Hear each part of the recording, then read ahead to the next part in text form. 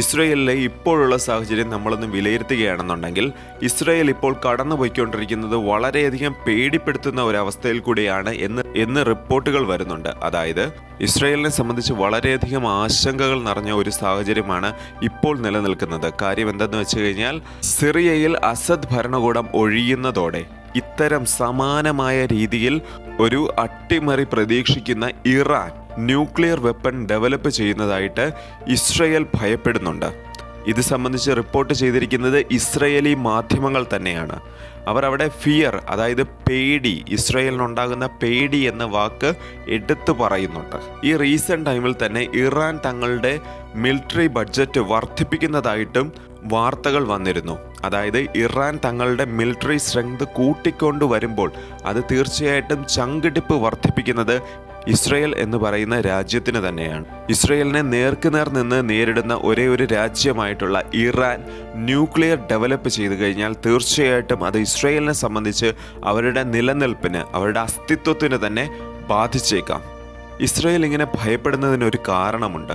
അതായത് അവരുടെ തന്നെ ഭൂവിസ്തൃതി നമ്മളൊന്ന് വെറുതെ എടുത്ത് നോക്കിയാൽ മനസ്സിലാക്കാൻ കഴിയുന്നത് ഏകദേശം 420 കിലോമീറ്റർ നീളവും 115 കിലോമീറ്റർ വീതിയും മാത്രമാണ് ഇസ്രയേൽ എന്ന് പറയുന്ന ഒരു കൊച്ചു രാജ്യത്തിനുള്ളത്. ഇസ്രയേലിനെ സംബന്ധിച്ച് അവരുടെ ഏറ്റവും വലിയ ഡിസഡ്വാൻറ്റേജ് ആയിട്ട് ഇതിനെ കാണാൻ സാധിക്കും.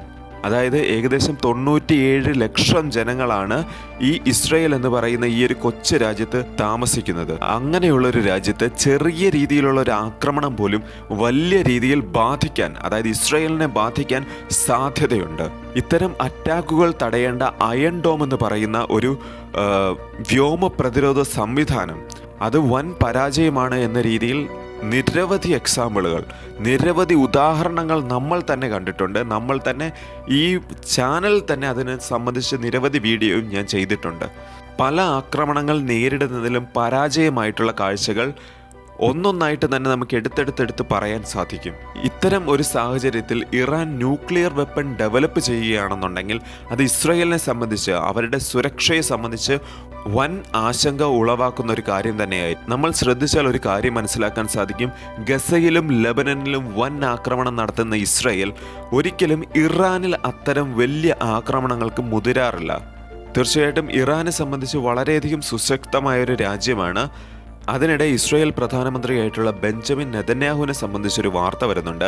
അദ്ദേഹത്തിന് കോടതിയിൽ ഹാജരായിരിക്കുകയാണ്. അതായത് ഇസ്രയേലി കോടതിയിൽ തന്നെയാണ് ഈ ബെഞ്ചമിൻ നെതന്യാഹു എന്ന് പറയുന്ന വ്യക്തി ഹാജരായിരിക്കുന്നത്. നിരവധി അഴിമതി ആരോപണങ്ങളാണ് ഈ ബെഞ്ചമിൻ നെതന്യാഹു നേരിടുന്നത്. അദ്ദേഹം ചൊവ്വാഴ്ച കോർട്ട് റൂമിൽ എത്തുകയും ഏകദേശം 4 മണിക്കൂറോളം ആ കോടതിയിൽ ചെലവഴിക്കുകയും ചെയ്തു. 3 വ്യത്യസ്ത കേസുകളിലായിട്ട് കൈക്കൂലി, വഞ്ചന, പൊതുവിശ്വാസ ലംഘനം എന്നീ കുറ്റങ്ങളാണ് അദ്ദേഹത്തിനെതിരെ ചുമത്തിയിരിക്കുന്നത്. ഈ കുറ്റങ്ങൾ തെളിയുകയാണെന്നുണ്ടെങ്കിൽ ഇദ്ദേഹത്തിന് 10 വർഷം വരെ, ഏകദേശം 10 വർഷം വരെ ഇദ്ദേഹത്തിന് തടവ് ശിക്ഷ ലഭിച്ചേക്കാം. ഇസ്രയേലിനെ സംബന്ധിച്ച് അവരുടെ ഏറ്റവും കൂടുതൽ വർഷം പ്രൈം മിനിസ്റ്റർ ആയിരുന്ന വ്യക്തിയാണ് ബെഞ്ചമിൻ നെതന്യാഹു. അദ്ദേഹത്തിനാണ് ഇപ്പോൾ ഇങ്ങനെ ഒരു അവസ്ഥ വന്നിരിക്കുന്നത്. ഒരു കാര്യം കൂടെ നമ്മൾ ശ്രദ്ധിക്കണം. ഇദ്ദേഹത്തിന് തന്നെയാണ് ICCയുടെ, അതായത് ഇന്റർനാഷണൽ ക്രിമിനൽ കോടതിയുടെ അറസ്റ്റ് വാറണ്ടും നിലനിൽക്കുന്നത്. അതിനിടെ മറ്റൊരു വാർത്തയുണ്ട്. അതായത് ഇറാന്റെ സുപ്രീം ലീഡറായിട്ടുള്ള ആയത്തുള്ള ഖമേനിയുടെ പുതിയൊരു പ്രസ്താവന വന്നിട്ടുണ്ട്.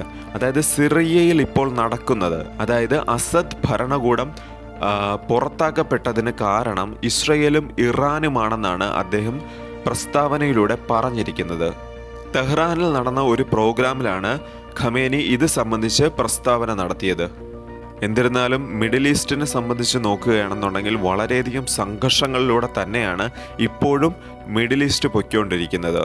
ഗസയിലുള്ള ജനങ്ങളെ സംബന്ധിച്ച് നമ്മൾ പറയുകയാണെന്നുണ്ടെങ്കിൽ തീർച്ചയായിട്ടും അവരുടെ ദുരിതം ഇതുവരെയും അതിനൊരു സൊല്യൂഷൻ കണ്ടെത്താനോ അത് പരിഹരിക്കാനോ ഇതുവരെ കഴിഞ്ഞിട്ടില്ല എന്നുള്ളതാണ് ഇതിലേറ്റവും സങ്കടകരമായൊരു കാര്യം. നമസ്കാരം.